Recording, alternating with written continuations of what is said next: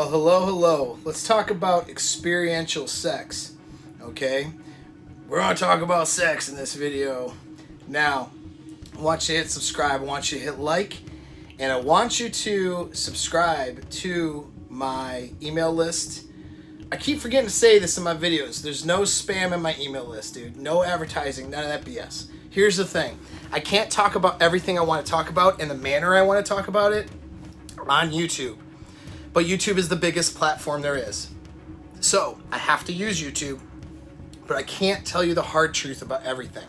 So get on the list and you're gonna get that stuff through my newsletters and through some things. Not a lot of spam, but just good content. My last one that I produced and sent out to the people who had jumped on board already, and that you will get a copy of if you get on my list, is how to get your wife to start banging you again. Okay, or how to get your wife to want to bang you again. That's actually the title. I didn't use bang, I used the F word, and we get real savage in it. Okay, real savage. So you want the truth, get on that. All right, it's in the description. Hit that button. All right, let's talk about experiential sex. So I'm going to reference a great book series. I reference it all the time, Rational Male book series. Rollo Tomasi is one of my favorites. He's a genius. I am a big fan and supporter of the Rule Zero guys that are on there, and all of them. I consider Rich Cooper a friend, and the guys that I haven't interacted with as much, I do admire their work. But Rollo has good work, and you need to get on that stuff. But one thing he talks about a lot. He is not binary, by the way, in his thinking patterns, but a lot of people will read his work and they bring binary black and white thinking to the work, and that's ends up being really unproductive. They think, every situation is like this. Look, when you're looking at 1 million people, or you're looking at a large population group, you can predict patterns and you can make predictions about how people will behave based on a large statistical sample, right? And so we can make these assumptions. But when you look at individuals, their individual behavior is a lot harder to predict and a lot harder to place reasons why they might do stuff. So just because women in general do this thing, that doesn't mean every individual circumstance is going to be the same as for the reasoning why or whatever, And the point of my saying that is there's a lot of things that make up human psychology. You cannot take what anybody writes and look at it in a binary black and white is or isn't fashion for most things. Some things, of course, doesn't make those things not true. It just means that you need to look at things with perspective and scale. All right. So one of those things is kind of defining why women have sex. All right. Obviously, this is an interest in men. They want to know what causes a woman to make her sexual decisions. And Rollo had come up with the concept of validational alpha sex or beta transactional sex. If you don't know what that is, look it up. All right. He has plenty of articles on his site. I will probably link one just for you. All right. So he can explain more of that, but we talk about it. I talk about it all the time. It's a well-known concept. He explains it, better even than most, but it's a concept I knew about really prior to his work, but I certainly did not explain it or have that evolved way of presenting the material to tell his work. But so the idea though is that women will use sex as an exchange. And so they're often looking at the relationship and what the dude provides and what the dude bring, not just money and resources, but is he a good dad? Is he, they're looking at the checklist, and then they offer sex just because, they're not extremely madly attracted to him. All right. And so this has to do with they have a dualistic mating strategy. And there's words in EvoPsych, and there's papers written in evolutionary psychology about this. And so a lot of times when they have, and you can observe this too. By the way, you can observe this with our chimpanzee and gorilla ancestors as well, where women having sex for provisions, basically, and for favors and resources and other reasons other than raw arousal and attraction. And what Rollo calls the alpha sex or validational sex is the raw arousal and attraction. So that means she's having sex with him because she is just madly attracted to him, because he's a high genetic or good genetic option for her, meaning that if she had babies with him, they would make basically good genetic offspring, or that's how she perceives it anyways, based on his behavior and his look.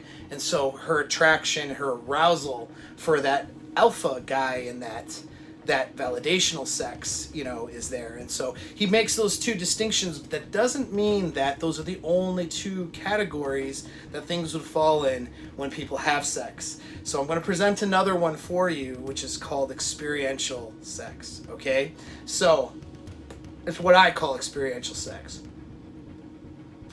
This is Apex Mindset 101 theory. This is not that terminology. Is one of mine here. Okay, but here's what experiential sex is.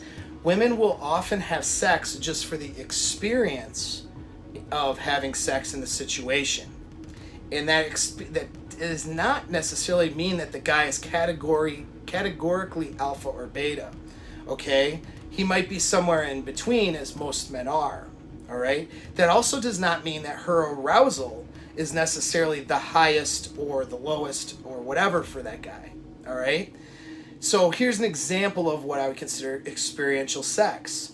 So a girl goes, let's say she is a 20-year-old girl or 19-year-old girl who goes on spring break to like Myrtle Beach with her friends.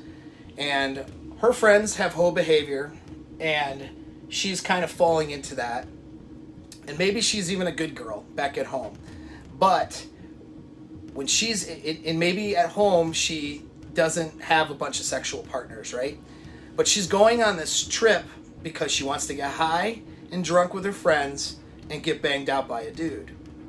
So what happens is her sexual action threshold, another term, and I talked for an hour about that one. You need to check that video out if you haven't yet, because it's insightful as hell as to how women make sexual decisions. It's not always desire based. Women bang dudes all the time that they don't have high desire for, and often they will continue to bang dudes who are not that sexually good for them. They half the time they don't even orgasm or whatever. It's just sex that they're having. All right? There's reasons they have it. It's not because the dude is the most alpha attractive guy, and it's not always because the dude is providing a transactional nature for that sex either, though, right? So in this case, what I'm talking about is experiential sex, meaning she wants the experience of this story, this fantasy. Women like fairy tales. They like stories. They live their whole lives like they're the star of their own movie, okay? And so when they're about to go do an experience, if that experience involves getting banged, then their sexual action threshold, meaning their desire level that they have to have in order to bang, is much lower than, let's say, when she's at home and she's with her friends in her normal town and hanging out and, still lives with her parents maybe, and there's a whole lot of social pressure to not be a hoe, right? Then she goes on spring break and all the fucking clothes are off and she's down to hoe behavior. Why does that happen? Because she wanted the experience of doing the spring break thing. And so she sleeps with the dude within an hour of knowing him for the experience. It's not because, it could have been because he was super alpha guy, but a lot of times that's not the case, and that's observationally true. How many women will tell you how many guys they've slept with that they regretted, or it wasn't good, or it was just like, ugh, I don't know why I did that, okay? And you say, well, it was probably because he was an alpha dude, right? And they're like, no, he wasn't. That was not it. It's the situation, and sometimes in this case, what I'm talking about is the experience that they're looking for.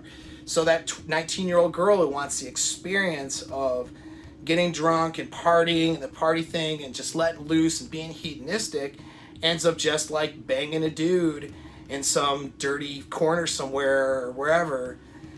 She might not even really be that attracted to him or whatever. It's just, but in the time, in her hedonistic, feral mindset, we can talk about women going feral, all right, her sexual action threshold is much lower. So in other words, in order for her to bang somebody back at home, a whole bunch of other things need to be in place, and she has her threshold, meaning the point where she would make a sexual decision and sleep with a person is set up higher. So maybe her desire for somebody needs to be at least a 7 for her to sleep with somebody back at home. But then in the spring break scenario I'm presenting, her desire only needs to be about a 3. Okay, because her sexual action threshold she brought down. So now it becomes who's just the available penis at the time, not so much, and he just needs to get her a little bit aroused. So he gets her aroused to a level like up to about a 4, which isn't even that high, and she just says, she just jumps on him and sleeps with him, right? And that's what she ends up doing, and it's not the greatest experience, but it was the experience that she was looking for that trip. Whereas then, if she's at home, a guy really has to get her a lot more aroused than that. Maybe she's got other social, reasons and constraints, and so her sexual action threshold's like a 7, meaning a guy has to get her past a 7 with high arousal for her to say yes. You know what I mean? It might take several dates for that guy back at home, but then on spring break, all the clothes are off, you see, because she brought her threshold down. Why did she bring her threshold down? She was looking for the experience. How about women who get divorced and they go to Greece on the Eat, Pray, Love tour with their little girlfriends, and she ends up sleeping with like some busboy or whatever, right? She just got divorced and having a divorce party, ends up with sleeping with some dirtbag at 2 a.m. Was that guy the most alpha guy? No, he was providing an experience at the time. So you have to recognize that. Why is it important to know this? It's important to understand female desire, where it's coming from, all right? That's first of all. Particularly when you're vetting out women too for LTRs and things like that. Just because, let's say it took you went on a couple dates, and maybe it took several dates and several encounters for you to, seduce your woman and have her have sex with you. But then you find out that she slept with somebody on a vacation the first time that she met them. Does that mean that guy's better than you and more alpha? Well, it could be the case that he is, right? That could be the case.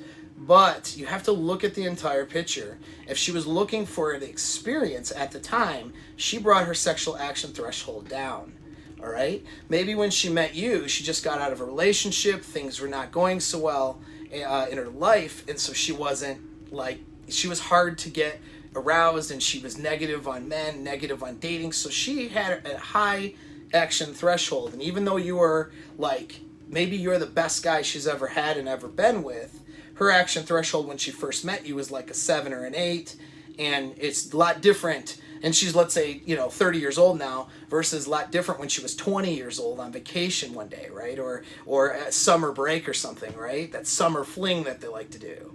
You see what I'm saying? So women have these fantasies. This is why women like romance novels. Women like movies, or 50 Shades of Grey, that kind of stuff, because they love this stuff because it's that fantasy that builds in their head. And so they often are looking for experiences and experiential sex, right? And so they will make sexual decisions with a lower action threshold when she wants an experience, and will oftentimes sleep with somebody who's not the best, even very quickly, who isn't necessarily the most alpha guy she's ever been with, So it's important for you to understand that, so you can understand women and understand that, just because, maybe it took you a little bit for her to sleep with you, and maybe she's madly attracted to you now. Maybe you had to seduce her to get her there, but that doesn't mean that, she doesn't see you as her best. You know what I'm saying? You have to evaluate things objectively, and you have to look at these other factors. But experiential sex, though, is one thing you need to understand, especially if you're on vacation, especially if you're the one providing experience for a woman.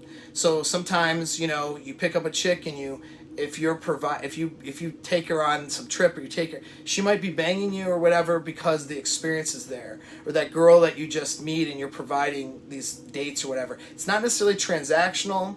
It's not necessarily not transactional, though. She might not see you as her sexual best. She might just be acting like you are her sexual best at the time that you're in that scenario because she wants that experience. And then you're your chopped liver once she starts getting back into regular life and stuff, and maybe it's just not her sexual decision making, she's just not going to be with you long term, whatever it may be. The point is, you can't internalize all their behavior in a negative manner about who you are as a man and yourself, because that's not necessarily objective. We want the truth, and so if you need to look at yourself negatively and that's the true answer, we want to do that. But we don't want to do that if that's not the true answer either, right? So it's really important that we understand some of these things, but this is one aspect of female desire. Oftentimes they're looking for the experience, okay? Now, you have to look at this too in a bigger picture if you're doing LTR things or if you're dating someone consistently, okay?